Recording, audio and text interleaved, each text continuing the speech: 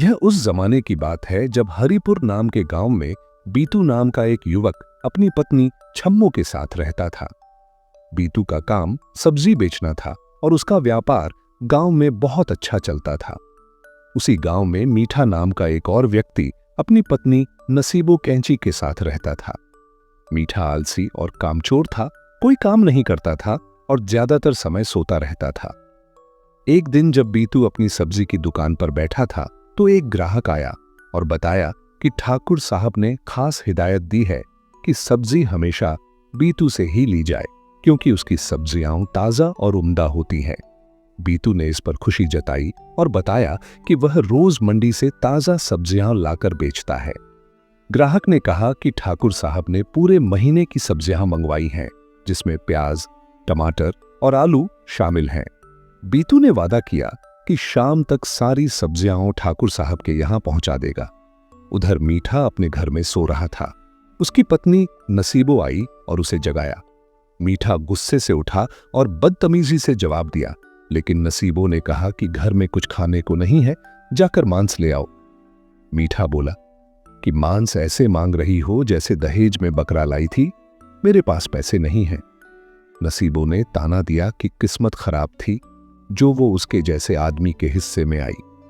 फिर कहा कि अगर मांस नहीं ला सकते तो सब्जी ही ले आओ। मीठा सब्जी लेने के लिए बीतू की दुकान पर पहुंचा और थोड़ी सब्जी मांगी। बीतू ने बताया कि बैंगन तो मिल जाएंगे, लेकिन प्याज खत्म हो चुकी है क्योंकि वो पहले ही ठाकुर साहब के लिए रख दी गई है। मीठा बिगड़ गया और बदतमीजी करने लगा। बीतू ने शांति से जवाब दिया, लेकिन मीठा गुस्से में दुकान से चला गया। घर जाकर उसने नसीबो को सारी बात बताई। नसीबो ने सुझाव दिया कि बीतू की दुकान के सामने अपनी सब्जी की रेहड़ी लगाकर उससे कम कीमत में सब्जी बेचे ताकि उसके ग्राहक छिन जाएं। मीठा को यह तरकीब बहुत पसंद आई और उसने अगले ही दिन से काम शुरू कर दिया। अगले दिन जब बीतू अपनी दुकान पर बैठा था तो ग्राहक आए। जैसे ही बीतू ने आलू का रेट बताया, मीठा जोर से चिल्लाया कि उसके पास आलू सिर्फ 20 रुपये किलो हैं। ग्राहक उसकी तरफ चले गए। मीठा हर सब्जी के साथ ऐसा ही करता रहा और इस तरह शाम तक उसकी सारी सब्जियां बिक गईं, जबकि बीतू की सब्जियां हाथ में रह गईं। बीतू उदास होकर घर आया और छम्मो को सारी बात बताई। छम्मो ने चिंता से सुना और कहा कि अगर ये सिलसिला ऐसे ही चलता रहा तो नुकसान होता रहेगा। फिर उसने सुझाव दिया कि चूंकि गांव में कोई मांस नहीं बेचता, बीतू मांस की दुकान खोल ले। बीतू को यह विचार पसंद आया, लेकिन उसने कहा कि ईद करीब है और बकरा महंगा मिलेगा। छम्मो ने कहा कि फिलहाल फायदे का ना सोचो, कम कीमत पर बेचो ताकि ग्राहक बने, बाद में फायदा होगा। उधर मीठा खुशी खुशी घर आया, लेकिन नसीबो को बताया कि सब्जियां बेच तो ली, मगर कीमत कम करने की वजह से नुकसान हुआ। नसीबो ने तसल्ली दी कि कुछ दिन नुकसान करके बीतू को सबक सिखा देंगे। अगले दिन बीतू मंडी से बकरा लाकर मांस की दुकान खोल लेता है। उचित कीमत पर मांस बेचने की वजह से सारे ग्राहक उसकी तरफ आने लगते हैं। मीठा सोचता है कि बीतू ने अच्छा कदम उठाया, अब वह अपनी सब्जियां महंगी बेचकर फायदा कमाएगा। मगर जब उसने महंगे दाम लगाए तो कोई सब्जी नहीं खरीदा और वह परेशान होकर घर आ गया। नसीबो ने उसे कहा कि वह भी मांस की दुकान खोल ले, मगर मीठा बोला कि बकरे महंगे हैं और अगर एक भी सस्ता बकरा न मिला तो नुकसान हो जाएगा। नसीबो ने कहा कि वह एक तरकीब बताएगी जिससे सब समस्या हल हो जाएगी। अगले दिन मीठा भी मांस की दुकान खोल लेता है और बीतू से भी सस्ते दाम पर मांस बेचने लगता है। सारे ग्राहक उसके पास आने लगते हैं। बीतू हैरान था कि मीठा इतना सस्ता मांस कैसे बेच रहा है।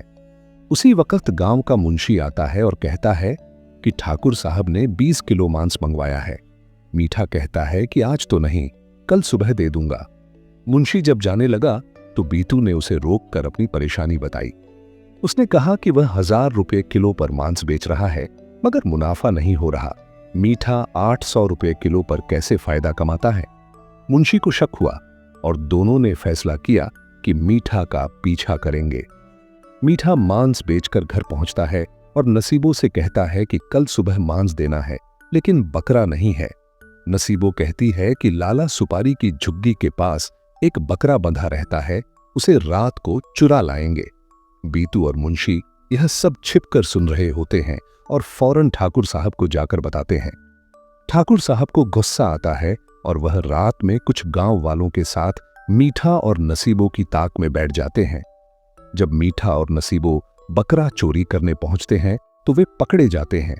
ठाकुर साहब कहते हैं कि तुम लोगों के बकरे चोरी करके उनका मांस बेचते हो। मीठा बहाना करता है कि बकरा बीमार था, लेकिन ठाकुर साहब कहते हैं कि सब हकीकत उनके इल्म में आ चुकी है। ठाकुर साहब मीठा और नसीबों को उल्टा लटका देते हैं और कहते हैं कि यहीं लटके रहोगे जब तक अपनी हरकतों से तौबा न करो। साथ ही वह बीतू से कहते हैं कि अब गांव में सिर्फ तुम ही मांस बेचोगे और वह भी 1200 रुपए किलो, ताकि तुम्हें मुनाफा हो। बीतू बहुत खुश हो जाता है और अगले दिन से मांस बेचना शुरू कर देता है। लोग भी बीतू से मांस लेना शुरू कर देते हैं और यूं ईमानदारी और मेहनत जीत जाती है।